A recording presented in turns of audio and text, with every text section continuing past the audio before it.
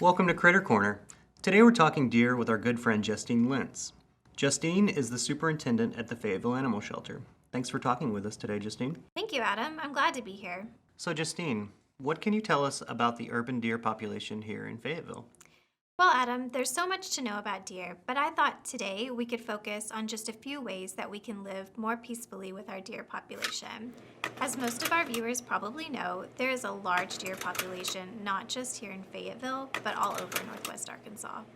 That's interesting. I know that Fayetteville is generally a pretty compassionate and animal-friendly community, but are urban deer really such a problem?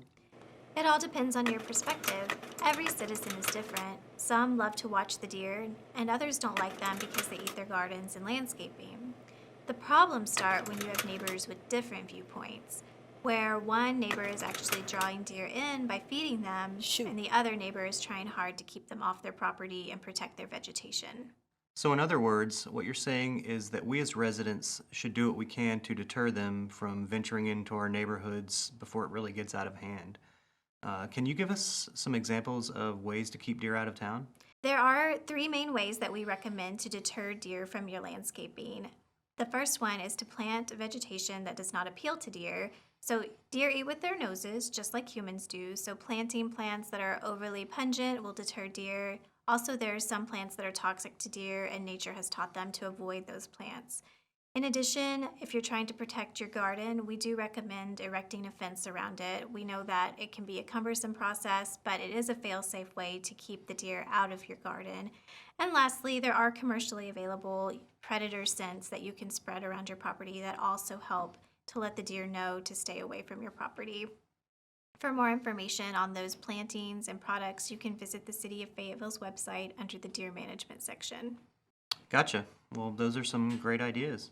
Well, thanks, Adam. We just want everyone to live peacefully together, but also to be able to mediate the conflict when it happens.